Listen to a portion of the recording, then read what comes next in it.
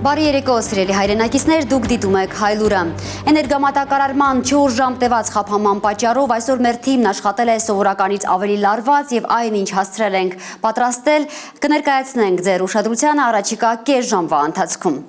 Եվ այսպես սկսենք օրվա պատահարների մասին լուրերից։ Խոշոր ավտովթար է եղել Կոտայքի մարզում Հրազդան-Երևան ճանապարհին։ Գազ 3110 մակնիշի մեքենան ժողովրդին հայտնի Հրազդանի գայի պոստի մոտ դուրս է եկել երթևեկելի գոտուց եւ բախվել ծառին։ Վթարի հետևանքով 3 մարդ վիրավորվել է։ Ֆոտոլրագրող Գագիկ Շամշյանը հայտնում է, որ Հրազդան բժշկական կենտրոն տեղափոխված վիրավորներից մեկին ռեանիմոբիլով տեղափոխել են Երևանի մասնագիտացված հիվանդանոց։ Քրեական վարույթ է նախաձեռնվել վթարի հանգամանքները պարզելու համար։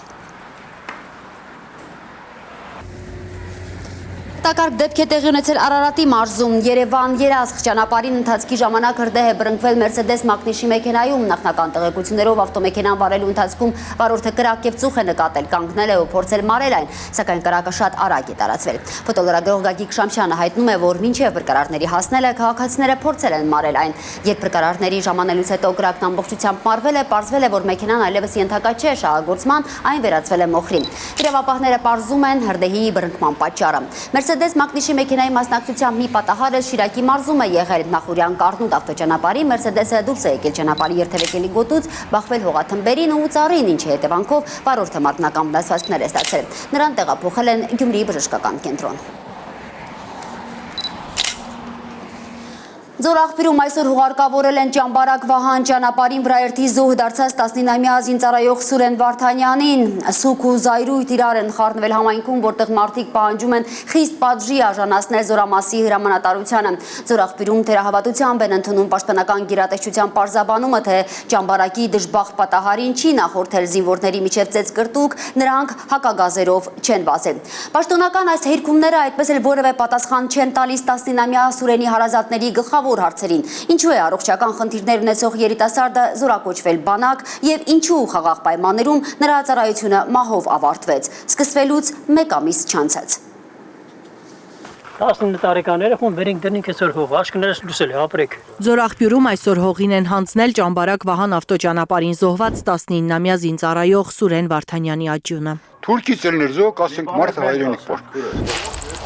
Ուղարկավորությունից հետո գերեզմանը չեն լքում հարազատները, ընկերները, հարևանները։ Բայց թե ինչ արենք, բացանողներ։ Վերջին անգամ Սուրենին անցած կիրակի էր տեսել Զավենը։ Երթման արարողությունից հետո զինվորը 2 օրով արձակուրդում էր։ Մեր տուն եկավ զրուցեց իր անկերոջ հետ, իմ տղու հետ զրուցեց, նույն բերան կողմ չհաստումա ծառայում։ Մեկը ինձ փոփեցին, խորհուրդներ տվեցին։ Զավենը հիշում է, նիհարած էր Սուրենը ընդամենը 1 ամսվա ծառայությունից հետո։ Անկեղծացել էր, թե շատ են տանջում։ Ինքը զորակոչվել էր առողջական խնդիրներով, ասում են հարազատներն ու թվարկում հիվանդությունները։ Ինքը ուներ գիստայի վիրահատություն, ինքն ուներ սրտի առիթմիա, ինքը ուներ շնչառականի խնդիրներ, ինքն ուներ ողնաշարի խնդիր։ Ֆիզիկապես չէր կարող, ասենք, շինարարական գործի մեջ մարդ է մեղե աղբերն եկել է հետս մի քիչ աշխատել, կոպեկը տարել է տուն, ծնողները երկուսն ինվալիդ, հայրը տեսողություն չունի, մայրը չի կարում քայլի։ Դե տանենք, հաշիվ ունենք, չափ ունենք տանելու, թիվը լրացնենք, ում երեխեն որ կմնա շուստրիա, ով էլ որ չի կարա կբրթենք առաջ, բայց սահմանափակումներով մարդուն մարշ բռասոկ եք տալիս։ Ձորաղբյուրցիները լսել են, որ իրենց խոսքով մարշ բռասոկի են տարել Սուրենին ու մյուս նորակոչիկներին ընթրիքից հետո մի աննշան վիճաբանության համար։ Ճաշարանում նստել են, ինչ-որ մեկը խոսացել է, նարուշեն հանել են, այդ մեկի պատճառով մնացածին են հանել, վազեցրել, չեն ասում ախես երեխեն ի վիճակի չի, այդ 6-ն էլ նորակոչիկ են էլ է, այդ մեքենայի տակ ընկնողները, նորակոչիկ են եղել սաղել, ամենքը մի հիվանդություն տեր։ Դե տես ինչ է կատարում, ժամի 9-ին դու ինչ իրավունք ունես, սադատին հանես չաստից դուս, մանավանդ է չաստը մենք 100%-ով գիտենք, որ է չաստը մեծ տեղ ունի, պալաց ունի, որ կարային այդ սադատներին ըտե վազսնեին։ Տարան է երեխու գլոխը կերան, ոչ թե ես եմ ինչ, այդ սադատ, այդ աֆիցերներին, դե պտի ասում ենք, բայց օթի մեջ թալու է վաղամիսոր այդ ժնջվելու այդ մեր ասածները, Ինչ իրավունք ունեին դրանք ժամի 9 սադատին հանեին դուս, հակագազով ուժինից հետո հակագազով վազացնեին, մենք էլ ենք ծառը, դու գլուխները պատին են տալի, ով ասում։ Չնայած պաշտպանության նախարարության պնդումներին, որ զինծառայողները հակագազով չեն եղել ու վազքին ծեծկրտուկ չի նախորդել, Զորախբյուրում չեն դադարում խոսակցություններն այդ մասին։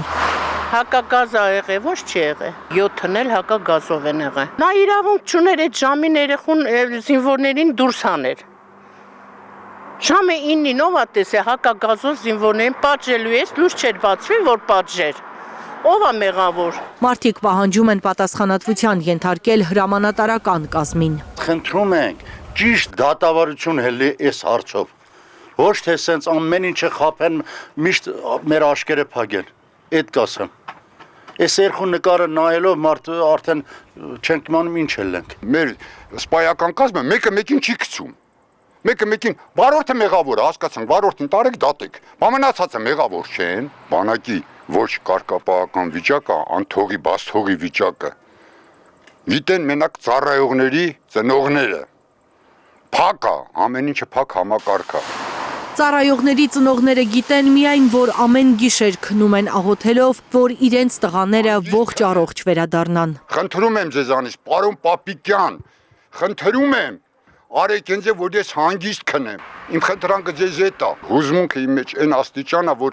չեմ կարողանում ախպեր, չեմ կարողանում հացին չեմ մասնակցել, 3 օր քունդատար չունեմ, ուղղակի իմ խնդրանքն են է, որ արեք ինձ, որ մենք ծնողներս ովքեր ունենք այսօր ինքս ես ունեմ զինվոր բանակում հանգիստ քնեմ։ Զորախբյուրում թերահավատությամբ են ընդունում պաշտպանության նախարարության քարոզչական տեսանյութերը, թե ամեն բան այնքան լավ է բանակում, նոր պայմաններ, առողջ մթնոլորտ։ Ես կասեի, ոչ մի բանն էլ լավ չի, այդ լրիվ հեքիաթներ է։ Կերպափոխել ենք բանակը, բառերով չեն կերպափոխում, եղբայր։ Այդ ոնց եղավ ախպեր, մենք ամենալավ ազգը, ամենալավ կռվող ազգը, ամենալավ սպայական կազմ ունեցող ազգը այսօր չեն կարողանում մի փոքր բանակը կարգավորել, կարգի բերել, ինչ որ ասենք հրամ կազմը իր դիրքում լինի, սերժանտական իր դիրքում լինի։ Սուրենի կրտսեր եղբայրը Վոլոդյան հունվարին է բանակ գնալու, տանը թողնելով հաշմանդամ մորն ու հորը։ Հայրը որ վաբշե չկա, ես չգիտեմ կապրի թե չի ապրի։ Մայրն էլ նույն վիճակի։ Լիլիթ Խալաթյան, Աշոտ Մնոյան, Անի Ղանդիլյան, Հայլուր։ Ազգովի փորձությունների միջով ենք անցնում, սակայն վստահ ենք, որ ամուր հավատով եւ միասնականությամբ կարող ենք հաղթահարել կյանքի բոլոր նեղությունները, ապավինելով սուրբ գրային ճշմարտությանը։ Իր ծննդյան օրվա առիթով ստացած շնորհավորանքներին ի պատասխան հղած շնորհակալական ուղերձում գրել է ամենայն հայոց կաթողիկոսը։ Գարեգին II գոհություն է հայտնել Աստծուն, որ իրեն է շնորհել ծառայելու հայ առաքելական եկեղեցուն ու մշտապես արժանանալու հայ ժողովրդի զորակցությանը։ Այս շաբաթ ՔՊ-ն մերժեց ուժեղ Հայաստան խմբակցության падգամավոր Արեգա Հովսեփյանի թեկնածությունը Եվրաինտեգրման հանձնաժողովի նախագահի պաշտոնում։ Խորհրդարանի միջանցքներում խոսում են, որ շատ ԿՊԱ-ականներ խանդով են վերաբերվում այն փաստին, որ Եվրաինտեգրման հանձնաժողովը կարող է վստահվել իրենց բնորոշմամբ ռուսամետ ուժի ներկայացուցչին ու ամեն ինչ անում են այդ աթոռը ընդդիմությանը չզիջելու համար։ Իսկ ինչ մոտեցում ունի ընդդիմադիր ուժեղ Հայաստանը մեր երկրի Եվրաինտեգրման ու Ռուսաստանի հետ հարաբերությունների ապագայի վերաբերյալ։ Այս շաբաթ խորհրդարանական ամբիոնից մանրամասնել է խմբակցության ղեկավար Նարեկ Կարապետյանը։ Եվրոպական միությանը ինտեգրացիայի ու Եվրոպայի ընդհանուր համակարգի ինտեգրացիա մենք ուզում ենք տարանջատել։ Եվրոպայում կա 3 երկիր, որոնք ունեն շատ հետաքրքիր փորձ։ Նարեկ Կարապետյանի պատկերացմամբ մեր երկիրը Նորվեգիայի կամ Շվեյցարիայի օրինակով պետք է եվրաինտեգրման ճանապարհը շարունակի։ Շվեյցարիան յորթե Քաղաքական տնտեսական ուղղություն ընտրելիս երկիրը պետք է հաշվի առնի, թե որքանով է այն համապատասխանում իր շահերին։ Այս երկրները Շվեյցարիան, Նորվեգիան իրենց օրինակներով մի մոդել են ընդունել։ Իրենք չեն մտել Եվրոպական միություն, որովհետև համարել են, որ Եվրոպական միությունը քաղաքական կառույց է, բայց բոլոր իրենց ինստիտուտներով ինտեգրված են եվրոպական համակարգի մեջ, եվրոպական ազատ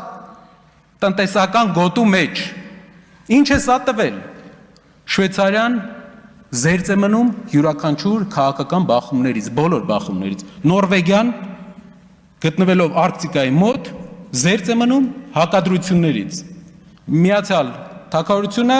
այլ ճանապարհ է ընտրել։ Նարեկ Կարապետյանն առաջարկում է Հայաստանում տեղայնացնել եվրոպական մոդելները, բայց ոչ բոլորը։ Ինչն է Հայաստանի ճանապարհը։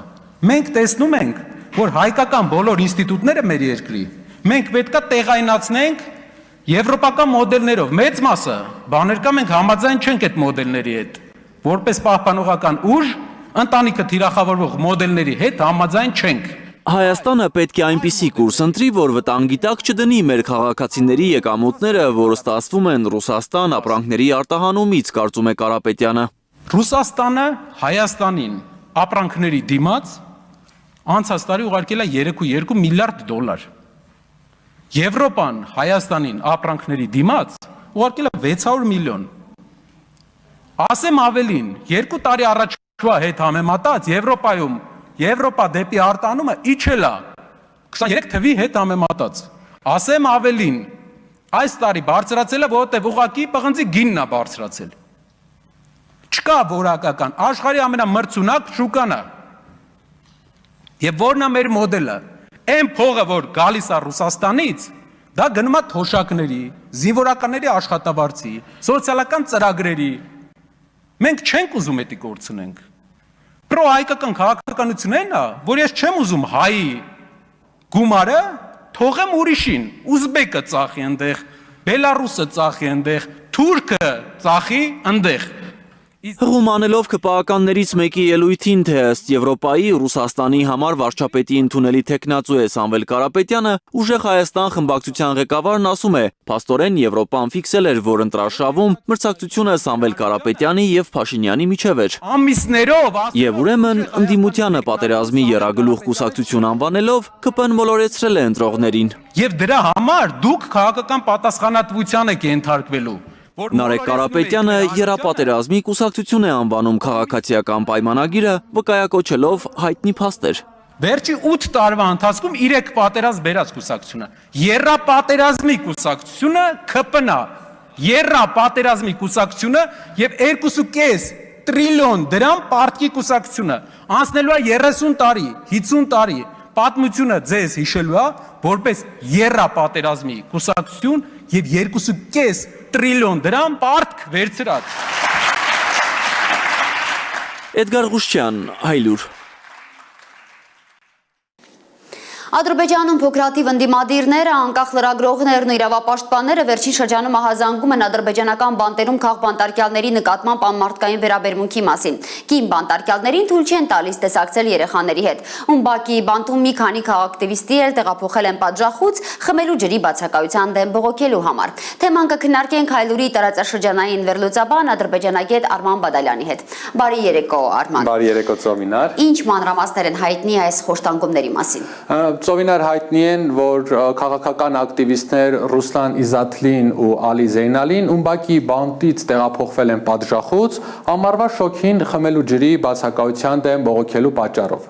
Իզաթլի կինն է մանրամասնել հայտնել ադրբեջանական լրատվամիջոցներին բանտում տիրող իրավիճակի մասին։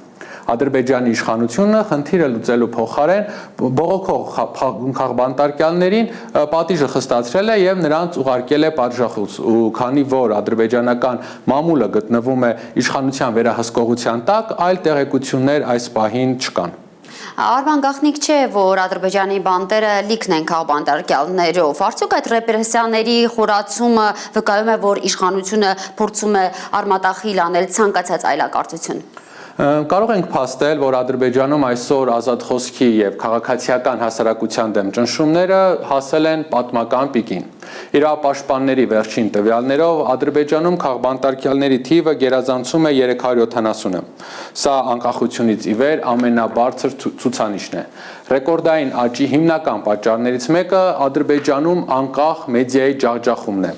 Abzats մեդիա, Թոփլում TV, Մեյդան TV-ն տնտեսական հետապնդումների են ենթարկվում, իսկ Ալիևի ռեժիմը ձերբակալել է ավելի քան 30 լրագրողի ու ակտիվիստի իբր կոռուպցիոն գործընթացներում ներգրավված լինելու համար։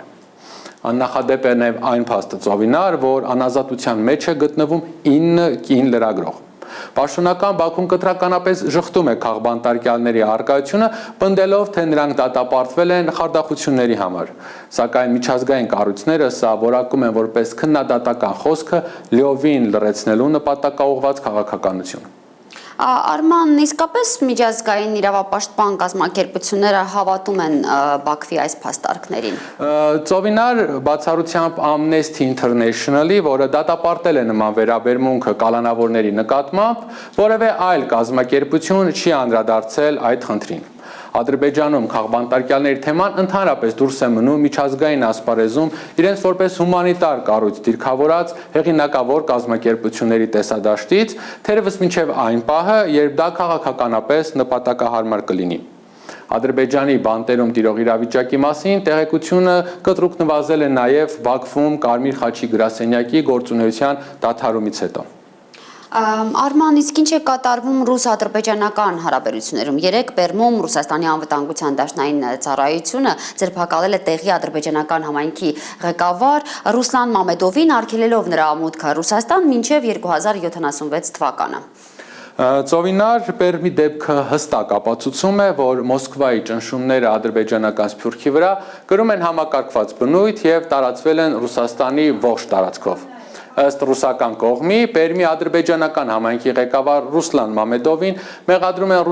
խոշոր չափերի կաշառքի միջնորդության համար։ Չնայած նա երկար տարիներ ապրել է Ռուսաստանում, ունի ընտանիք, գույք եւ սպորտային ֆեդերացիայի ղեկավար է, նրան զրկել են կացության իրավունքից, կալանավորել են եւ 50 տարով արգելել են մուտքը Ռուսաստան։ Սա ցույց է տալիս, որ ռուսական ուժայինները չեն սահմանափակվում Մոսկվայով եւ այսպես ասած մաքրում են ադրբեջանական ազդեցության ցանցը նաեւ Ռուսաստանի մարզերում։ Այլևս չեն գործում նախկին կապերը, սպորտային կամ համայնքային դիրքերը, Մոսկվան այսպիսով Բաքվին հասկացնում է, որ ցանկացած պահի կարող է զրկել ադրբեջանցի ազդեցիկ դեմքերին Ռուսաստանում ապրելու եւ բիզնես անելու հնարավորությունից։ Սա Մոսկվայի կողմից օգտագործվող ուղղակի քաղաքական լծակ է։ Շնորհակալություն Արման, սիրելի հայրենակիցներ, զրուցում էի Հայլուրի տարածաշրջանային վերլուծաբան ադրբեջանագետ Արման Բադալյանի հետ։ Իրավիճակը չի լիցքաթափվում Իրանի շուրջ, Դոնալդ Թրամփը չի բացառում Իրանի դեմ ռազմական գործողությունների վերսկսումը։ Սպիտակ տան ղեկավարը պնդում է, թե Իրանի նկատմամբ տնտեսական ճնշման ուժեղացումը չի նշանակում, որ Վաշինգտոնը հրաժարվել է ռազմական տարբերակից։ Միաժամանակ Միացյալ Նահանգների ղեկավարը հայտարարել է, որ Իրանն ուզում է գործարք կնքել, սակայն իր գնահատմամբ դեռ պատրաստ չէ ճիշտ գործարքի։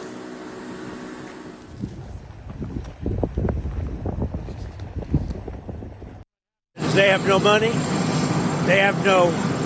navy, they have no Նրանք փող չունեն նավատորմ, ռազմաօդային ուժեր։ Նրանք չեն վճարում իրենց զինվորներին եւ ոստիկաններին։ Նրանց մոտ 350% գնաճ է։ Իսկ մենք լիակատար վերահսկողություն ունենք Հորմուզի նեղուցի նկատմամբ, եւ դա ներառում է նաեւ ցամաքային տարածքները։ Այսպիսով նրանք կցանկանային գործարք կնքել, բայց իմ կարծիքով դեռ պատրաստ չեն ճիշտ գործարքի։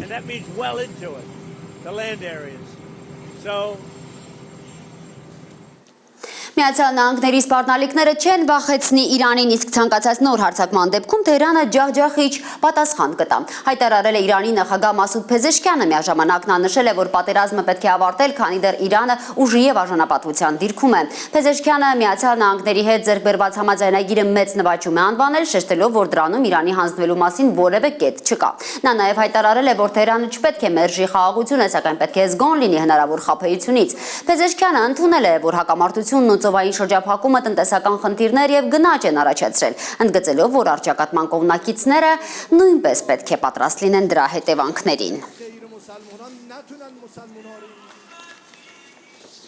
Թեհրանը կոշտ նախազգուշացում է հղել Ֆրանսիային, Իրանի հետախուզության նախարարությունը պաշտոնական հայտարարությամբ դիմել է Ֆրանսիայի կառավարությանը, զգուշացնելով, որ Թեհրանի դեմ ուղղված անօրինական քայլերը անպատասխան չեն մնա։ Երկու երկրների միջև դիվանագիտական լարվածությունը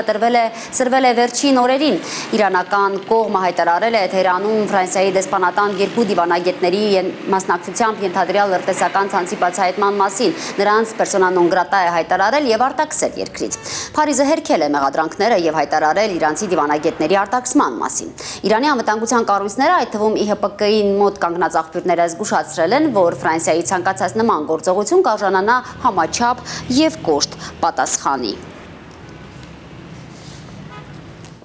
Իրանի շուրջ զարգացումների մասին կխոսենք Հայլուրի վերլուծաբան Իրանագետ Քրդագետ Սաթենիկ Թարվերդյանի հետ։ Բարի երեկո Սաթենիկ։ Բարի երեկո Ծովինար։ Իրանին տնտեսական մեծ պատերազմ հայտարարելուց ընդամենը 3 օր հետո Միացյալ Նահանգների նախագահը չբացառեց նաև ռազմական գործողությունները։ Դարձյալ հակասական հայտարարություններ են հնչում Վաշինգտոնից։ Ինչպես է արձագանքում Իրանը եւ արդյոք հայտնի է թե ինչ պատժամիջոցներ են դրանք, ինչով են տարբերվում նախորդներից։ Ծովինար, կարծես Իրան Միացյալ Նահանգներ հակամարտությունը ռազմական գործողություններից անցել է տնտեսական նոր պատերազմի։ Միացյալ Նահանգները անընդհատ հայտարարում են նոր պատժամիջոցների մասին, սպառնում դրանցով, սակայն ինչ պատժամիջոցներ են եւ ինչ փաթեթ են ընդգրկում, դրա մասին հստակ տեղեկություններ չունեն։ Միայն հայտնի է, որ Վաշինգտոնը երկուշաբթի կհայտարարի ավելի մանրամասն պատժամիջոցների մասին։ Գիտենք միայն, որ այդ պատժամիջոցները ազդելու են Իրանի եւ Իրանի հետ համագործակցող երկրների վրա, հատկապես ամենախոշոր գործընկեր Չինաստանի։ Հայտնի է, որ Վաշինգտոնը կոշտ է արձագանքելու այն երկրներին, որոնք իրականացնեն դրամական փոխանցումներ, նավթային առևտուր եւ ծովային փոխադրումներ Իրանի հետ։ Ըստ Միացյալ Նահանգների պաշտպանության նախարար Սքոթ Բեսենթի, այս պատժամիջոցները ամենակոշտն են պատմության մեջ։ Փաստորեն ամերիկացիները եւ շրջափակում են Իրանը եւ սահմանում նոր պատժամիջոցներ։ Սրան կոշտ են արձագանքել Թեհրանից, նաեւ արձագանքա Պեկինից։ Ըստ տեղեկությունների Պեկինը չի ընդունում Թրամփի սպառնալիքները եւ կարծում է, որ դրանք չեն բխում ոչ մի կողմի շահերից։ Իսկ Թեհրանից Իրանի արտգործնախարարության խոսնակ Էսմայիլ Բաղային տնտեսական նոր պատժամիջոցների հայտարարումը համարել է ավելի քան մեկ երկրի դեմ շարունակական անօրինական տնտեսական պատերազմ։ Բաղային զգուշացրել է, որ նման վարքագծի արդյունքը տանում է դեպի գաղութացում։ Այսօր հայտնի դարձավ, որ Իրաքի նավերը անցել են Հորմուզի նեղուցով, այսինքն Իրանը շարունակում է բաց պահել նեղուցը միայն բարեկամների համար։ Ըստ տեղեկությունների Հորմուզի նեղուցով անցնում են ոչ միայն իրաքյան նավերը։ Իրանի արտգործնախարարություն Իրանի խորհրդանի նախագահ Մոհամմադ Բաղեր Ղալիբաֆն էր մեկնել Իրաք եւ նրանք խոսել են Հորմուզի նեղուցով իրաքյան նավերի անցման հնարավորության մասին։ Պարզ է դարձել, որ Իրաքը բազմիցս դիմել է Իրանին թույլ տալու անցնելու Հորմուզի նեղուցով իրաքյան նավերին։ Ըստ մեր ունեցած տեղեկությունների նեղուցով անցնող նավերի թիվը աճել է 27%-ով։ Այնուամենայնիվ դա նախապատերազմյան միջին ցուցանիշի միայն 20%-ն է։ Նշեմ նաև, որ ՆԱՏՕ-ն է քննարկում նեղուցում նավերի երթևեկության ազատության աջակցման հարցը առանց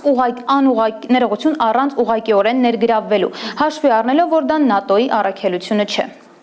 Սաթենիկ, վերջին օրերի միջազգային մամուլ շատ է գրում ամերիկյան ավիակիրների ծանրաբեռնվածության, անձնակազմի խնդիրների եւ տեխնիկական ծանր վիճակի մասին։ Եվ այս ֆոնին հայտնի դարձավ, որ ԱՄՆ-ն փոխում է ավիակիրները։ Կարող ենք ասել, որ այս փոխատեղումները արդեն ոչ միայն ռազմական, այլև Միացյալ Նահանգների ռեսուրսների կառավարման խնդիրների մասին են վկայում։ Հնարավոր է, համենայն դեպս Վաշինգտոնը հերքում է այն պնդումները, թե ավիակիրների վրա որոշ ռեսուրսների խնդիրներ են առաջացել։ Ամենայն դեպս ըստ մեր ունեցած տեղեկությունների դեռ անցյալ շաբաթ Ջորջ Վաշինգտոնը փոխարինելու էր գալիս Աբրահամ Լինկոլնին։ Այս պահին Ջորջ Վաշինգտոնը գտնվում է Մերձավոր Արևելքում, անցել է Արաբական ծովը, սակայն չգիտենք, թե որքան մոտ է գտնվում Աբրահամ Լինկոլնին եւ երբ Աբրահամ Լինկոլնը կվերադառնա հայրենիք։ Շնորհակալություն Սաթենիկ, սիրելի հայրենակիցներ, Իրանի շուրջ զարգացումների մասին զրուցում էի Հայլուրի վերլուծաբան Իրանագետ Քրդագետ Սաթենիկ Թարվերդյանի հետ։ Ուկրաինական ԱԹՍ-ները Վալդբերիսից հետո հասել են օզոնի պահեստներին, դրոնային հարվածները ամեն օր խորանում են, Կրասնոդար երկրամասում 2 երեխա է զոհվել, դրան նախորդել էին ռուսական հրթիռային հարվածները, Կրիվոյ Ռոգի զոհերի թիվը հասել է 16-ի, ավելի քան 130 վիրավորների թվում 2 տասնյակ երեխաներ են, անչափահասներ կան նաև անհետ կորածների ցուցակում։ Ուկրաինական անօդաչուների հարվածների հետևանքով 2 երեխա է զոհվել Կրասնոդարի երկրամասի Յեյսկ քաղաքում։ Երեխաները նույն ընտանիքից են։ Բեկորներից վնասվածքներ ստացած մեծահասակները հոսպիտալացվել են։ Կրասնոդարի նահանգապետ Վենյամին Կոնդրատևի խոսքով անօդաչուների բեկորներ են ընկել նաև նավահանգստում գտնվող մի ձեռնարկության վրա։ Գիշերը ուկրաինական դրոնները օզոնի պահեստներին էին հասել։ Հարվածների հետևանքով խոշոր հրդեհ էր բռնկվել Սամարայի մարզի Չապաևսկ քաղաքում ռուսական օզոն ընկերության Վոլգայի ամենամեծ պահեստներից մեկում։ Վիրավորներ կան։ Ավելի ուշ օզոնը վերսկսել է աշխատանքը սովորական ռեժիմով։ Գիշերը ռուսական զորքերը Ուկրաինայի վրա հրթիռներ եւ 217 անօդաչու թռչող սարք են արձակել։ Չնայած դրանց մեծ մասը 182 անօդաչու եւ 9 հրթիռ խոցել է ՀՕՊ-ը, Կիևում հարձակման ենթարկված երկաթուղային ձեռնարկության հետևանքով 1 աշխատակից զոհվել է։ Զապորոժիայում երկաթուղային է հայտնվել ռուսական հրթիռների թիրախում։ Ուկրաինայի նախագահի խոսքով 3 մարդ տուժել է։ Օդեսայում էլ երկաթուղային կայարան է վնասվել։ Ռուսական զինուժը նաև Բրովարի լոգիստիկ կենտրոնին Նովայա Պոչտա ընկերության տեսակավորման մեծ համալիրին է հարվածել։ Թիրախում է եղել նաև Դարնիցա դեպոն, որը սպասարկում է Ուկրաինայի զինուժի համար սպառազինություն ու ռազմական տեխնիկա տեղափոխող լոկոմոտիվները։ Ըստ Ռուսաստանի պաշտպանության նախարարության, բարձր ճշգրտության զենքով ռազմական պահեստներ են խոցվել Չեռնոմորսկ եւ Յուժնի նավահանգիստներում, տրանսպորտային եւ էներգետիկ ենթակառուցվածքներ Օդեսայի մարզում։ Հաղթանակի համար ամեն ինչ անելու խոստում է տվել Վլադիմիր Պուտինը խորհրդարանական ընտրություններին ընդառաջ Եդինայա Ռոսիա կուսակցության համագումարի ժամանակ։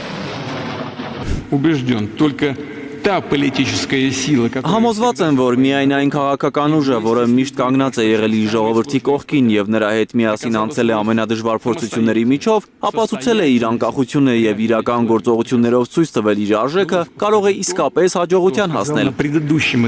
Եդինայա Ռոսիայի պարտականությունն է անել հնարավոր ամեն ինչ հաղթանակի հասնելու համար։ Նախորդին Դնեպրոպետրովսկի Կրիվոյ Ռոգ քաղաքի առևտրային կենտրոնին էր հարվածել Ռուսաստանը։ Զոհերի թիվը հասել է 16-ի, վիրավորվել է 130 մարդ։ Դեպքի վայրում շարունակվում են որոնողափրկարարական աշխատանքները։ Եվս 9 մարդ, այդ թվում 2 երեխա, համարվում է անհետ կորած։ Իր հայրենի քաղաքի վրա հարձակումը Զելենսկին որակել է ցինիկ եւ նողկալի։ Նա հայտնել է, որ հարձակման 2 ալիք է եղել, երկրորդը թիրախավորել է տուժածներին շտապ օգնություն ցուցաբերողներին։ Թերեզա Կադաևչյան, Էլեն Յահինյան, Հայլուր։ Շարունակենք Հայաստանի համար էբոլայի ներմուծման եւ տարածման ռիսկը ցածր է գնահատվում հիվանդությունների վերահսկման եւ կանխարգելման ազգային կենտրոնը հայտնում է, որ առողջապահական մարմինները շարունակում են հետևել միջազգային համաճարակային իրավիճակին։ Իսկ Կոնգոյում էբոլայի բռնկումը հասել է տագնապալի մասշտաբների, բժիշկները ահազանգում են յուրաքանչյուր կես ժամը մեկ մարդ է մահանում։ Կոնգոյում էբոլայի բռնկումը դուրս է գալիս վերահսկողությունից։ Մահերի թիվն արդեն անցել է 2500-ը։ Բժիշկներ առանց սահմանների կազմակերպությունը ահազանգում է, վարակի տարածման տեմպն ավելի արագ է, քան դրա դեմ պայքարի միջոցառումներն են հասցնում կազմակերպել։ Օգոստոսի 19-ի դրությամբ երկրում հաստատվել է ավելի քան 5200 դեպք։ Բռնկումը տարածվել է 6 նահանգում։ Հիմնական օջախներից մեկը շարունակում է մնալ տարբեր խմբավորումների հակամարտությունից տուժած Իտուրին։ Վերջին օրերին յուրաքանչյուր 30 րոպեն մեկ մարդ է մահանում էբոլայից։ Իրական դեպքերի ու մահերի թիվը կարող է ավելի բարձր լինել, քանի որ ոչ բոլոր դեպքերն են հայտնաբերվում։ Կազմակերպության տվյալով մահերի 62%-ը գրանցվում է բուժկենտրոններից դուրս։ Շատ հիվանդներ մահանում են տանը կամ իրենց համայնքներում բուժօգնություն չստանալու հետևանքով։ Մեզ այժմ անհրաժեշտ են ավելի արագ եւ ճկուն միջոցառումներ, որպեսզի հիվանդության դեպքերը վաղ փուլում հայտնաբերվեն։ Փոխանցման շղթաները ընդհատվեն եւ կյանքեր փրկվեն։ Իրավիճակը բարդացնում են նաեւ զինված հակամարտությունն ու բնակչության անվստահությունը։ Բուժաշխատողների դեմ հարձակումներն ու հիվանդության վերաբերյալ ապատեղեկատվությունը խոչընդոտում են վարակվածների հայտնաբերմանն ու բուժմանը։ Հարյուրավոր մարդիկ փողոց են դուրս եկել, բողոքելով բժիշկների վրա հարձակումների դեմ։ Մենք չենք ուզում, որ էբոլան տարածվի Բենի քաղաքում։ Պատրաստ ենք աջակցել արձագանքման խմբերին բռնկումը դադարեցնելու եւ հիվանդության տարածումը կանխելու համար։ Ես եկել եմ, որովհետև տեսնում եմ այս հիվանդության լրջությունը եւ եթե մենք լռենք, այս իրավիճակը կարող է կործանել մեր համայնքը։ Առողջապահության համաշխարհային կազմակերպությունը Կոնգոյին հատկացնում է էբոլայի դեմ Էվրեբո պատվաստանյութի 70,000 դեղաչափ, որից 20,000-ը նախատեսված է կլինիկական փորձարկումների, 50,000-ը բուժաշխատողների եւ առաջին գծում աշխատողների համար։ Սակայն այս բռնկումն առաջացրած շտամի դեմ հաստատված պատվաստանյութ կամ բուժում դեռ չկա։ Էրվեբոյի փորձարկումները պետք է պարզեն, արդյոք այն կարող է պաշտպանել նաև այս շտամից։ Թերեզա Կադաևչյան, Անի Ղանդելյան, Հայլուր։ Միացյալ Նահանգների Դաշնային դատարանը ապօրինի է ճանաչել Թրամփի վարչակազմի որոշումը, որով 75 երկրների քաղաքացիների, այդ թվում Հայաստանի քաղաքացիների համար դադարեցվել էր ներգաղթային վիզաների տրամադրումը։ Ըստ Reuters-ի Մանհեթենի Դաշնային դատարանի դատավոր Ջինետ Վարգասը որոշումը ակնհայտ ապօրինի է որակել, նշելով, որ այն հիմնված էր բացառապես քաղաքացիների ազգային պատկանելիության վրա։ Դատարանն նաև արձանագրել է, որ ԱՄՆ պետքարտուղար Մարկո Ռուբիոն գերազանցել է իր լիազորությունները միջամտելով հյուպատոսությունների աշխատանքին։ Պետքարտուղարությունը սահմանափակումը հիմնավորել էր նրանով, որ այդ 75 երկրների քաղաքացիները մեծ հավանականությամբ կարող են ֆինանսական բեռ դառնալ պետության համար եւ Միացյալ Նահանգներում օգտվել սոցիալական աջակցությունից։ Սահմանափակումը վերաբերում էր միայն ներգաղթային վիզաներին եւ չէր տարածվում տուրիստական ու ժամանակավոր այլ վիզաների վրա։ Հայաստանից բացի ցուցակում նաեւ Ռուսաստանի, Ադրբեջանի, Վրաստանի, Բելարուսի, Իրանի, Իրաքի, Լիբանանի եւ մի շարք այլ երկրների քաղաքացիներ են։ Միացյալ Նահանգները ընդդեմ Մետայի դատավարությունը է սկսվում։ Վաշինգտոնը դատարանից պահանջում է, որ Facebook-ի եւ Instagram-ի ալգորիթմները փոխվեն եւ դադարեն ազդել երեխաների հոգեբանությանը։ Դրահասների ծնողների կարծիքով Ցուկերբերգն է մեղավոր, որ իրենց երեխաները սկրոլինգի կարճ տեսանյութեր թերթելու կախվածություն ունեն։ Մանրամասները Լիլիթ Գասպարյանն է պատմում։ Մետայի շուրջ վերջին օրերին առաջացած բողոքի կրակը մեղմելու փոխարեն ավելի է բորբոքել ցանցի հիմնադիր Մարկ Ցուկերբերգը, գնելով Իռլանդիայի ամենաթանկ ամրոցներից մեկը։ Սթրենքլի 19-րդ դարի ամրոցը, որի վրա էր շատ միլիոնատերերի աչքը, Ցուկերբերգը իրենով է արել 30 միլիոն եվրոյով։ Դե իհարկե մեր երեխաների առողջության հաշվին, այսպես են մեկնաբանում Ցուկերբերգի նոր թանկարժեք գնումը դեռահասների ծնողները։ Հարյուրավոր ամերիկացի ծնողների ցուցմունքներով իրենց երեխաները տառապում են Ցուկերբերգի հիմնած Մետայի ալգորիթմների պատճառով։ Նրանք մեղադրում են Մետային երեխաների անձնական տվյալների գաղտնիության իրավունքը ոտնահարելու, փողի համար դեռահասների հոգեկան առողջությունը վնասելու համար։ Մեղադրող կողմը Միացյալ Նահանգները պնդում է, որ Մետան, որի մեջ է մտնում Facebook-ը, Instagram-ը, WhatsApp-ն ու Threads-ը, դիտավորյալ մշակել են այնպիսի ալգորիթմներ, որոնք կախվածություն են առաջացնում։ Անվերջ սկրոլինգը երեխաներին հարթակում հնարավորինս երկար պահելու համար է։ Այս մեղադրանքներով դեռ 2023-ին է Մետայի դեմ հայց ներկայացրել ամերիկյան 30 նահանգ, դատավարությունը այս շաբաթ է սկսվել։ Որպես 15, 18 եւ 20 տարեկան երիտասարդների ծնող կարող եմ պնդել, որ իհարկե ծնողները մեծ դեր ունեն երեխաների կայացման հարցում, բայց մենք անպաշտպան ենք այն ալգորիթմների ու տեխնոլոգիաների առաջ, որոնք անընդհատ կլանում են մեր երեխաներին։ Խրախուսվում է այնպիսի բովանդակություն, որը ոչ միայն կախվածություն է առաջացնում, այլև կարող է մարդուն հասցնել դեպրեսիայի, ինքնավնասման։ Մետայի հետ կապված իր անձնական ողբերգությունն ունի այս կինը, որի որդին կյանքին վերջ է տվել, երբ իր հին Facebook-յան ինտիմ տեսանյութը օգտատերերից մեկը պահպանել է ու սպառնացել հրապարակել։ Դա ըստ նրանց հերթական ինքնասպանություններից մեկն է։ Իմ կարծիքով կանխատեսելի հետևանք մի համակարգում, որը օգտատերերին պաշտպանելու փոխարեն պաշտպանում է խոշոր կորպորացիաները։ Ըստ մեղադրող կողմի Մետան ցանցում գրանցված երիտասարդների անձնական տվյալները հավաքում է 13 տարեկանից։ Նահանգները պահանջում է Մետայից $1 տրիլիոն եւ Instagram-ում ու Facebook-ում ալգորիթմների փոփոխություն։ Ես ակնկալում եմ, որ Մետան հարթակում ժամանակ անցկացնելու հստակ սահմանաչափ դնի, ոչ միայն երեխաների, այլև բոլորիս համար։ Այնպիսի մեխանիզմներ, որոնք կվերահսկեն մարդկանց ակտիվությունը սոցցանցերում, հատկապես գիշերային ժամերին։ Եթե Մետան պարտվի դատարանում, Facebook-ն ու Instagram-ը գլխի վայր շուռ կգան։ Բայց ընկերությունը չի ընդունում իր դեմ առաջադրված ոչ մի մեղադրանք։ Մենք կապացուցենք մեր նվիրվածությունը երիտասարդներին, հայտարարել է Մետայի մամուլի խոսնակը։ Լիլիթ Գասպարյան, Հայլուր։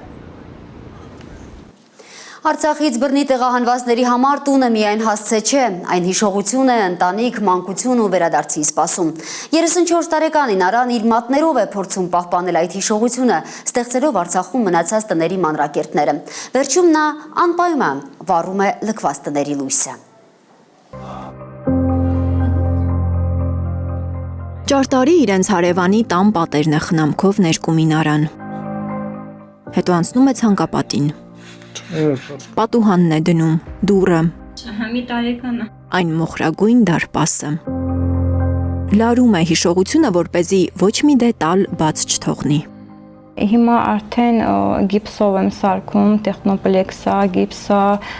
քարա, ավազա, տարբեր նյութեր եմ արդեն օգտագործում։ Այս նյութերով Ինարան առաջինը իրենց տան մակետն է սարքել։ Տան դիմացի փոքրիկ պարտեզը, խաղողի թարման, ուզում էր աչքի առաջ լինի ճարտարի իրենց տունը, որ երեխաները միշտ հիշեն այն ու ուզեն վերադառնալ։ Տղաս 3 տարեկան է վերարցախից տեղահանվալանք։ Մի քանի անգամ հեռախոսով նաշում դվավիրան, ասում ես մեր տոնն է, ինքը ասում է այս որ մասա, արդեն զգում վեր մոռացալ է ինքը։ Որոշալում վեր թեկուս կարդոնով սարքիմ տոնը, ինքան վեր Արտուրը մի թեթև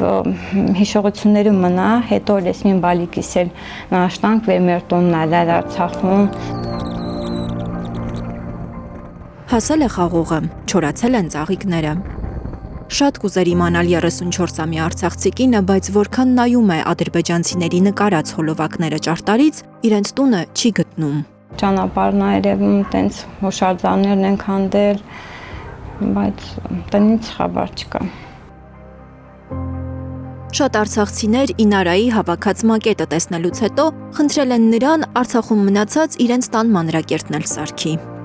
Մեր տոններ սարքեմ, ունքել ենք հոզում մեր տան մակետը սարքիս, մեր աշկին ռչինինի, ունքել ենք մեր տոնը կարոտալ, ու ես պատրաստ չում ելել, թե հոգեպես, թե ֆիզիկապես շատ ծանր է։ Ինարան չի մերժել, սկսել է պատվերներ ընդունել, մատներով վերականգնել թշնամու կողմում մնացած արցախցիների տները։ Մեր տունն եմ սկզբից սարքել, հետո ճարտարը մի հատ Եղիշեի վանք կար, մարդիկ սաղ իրեն եք հավատում, ճարտարի Սոբ Եղիշեի վանքն եմ շատ սարքել, պատերով։ Արդեն 18 մակետ է պատրաստել, այս մանրակրկիտ աշխատանքի մեջ ամենադժվարը վերջին պահն է, երբ տանիքը ամրացնելուց հետո վառում է լույսը։ Որ լույսերը միացնում եմ, սիրտս վատանում է մի տեսակ, այդ լույսի պահն է, որ շատ դժվար եմ տանում, ոնց որ իրենց տան լույսն է միացնում, ես աշխատում եմ միացնեմ մարդկանց լույսերը։ Ինարան հավատում է, արցախցիներն իրենց ձեռքով են միացնելու լույսը իրենց իրական տներում։ Կգա այդ օրը, մի քիչ ուշ, բայց ես թվում է գնանք։ Լիլիթ Գասպարյան, Տիգրան Գասպարյան, Գագիկ Տեր-Ղազարյան, Հայլուր։ Սիրելի հայրենակիցներ, դուք դիտում եք Հայլուրը։ Շնորհակալություն ուշադրության համար։ Ամուր եղեք։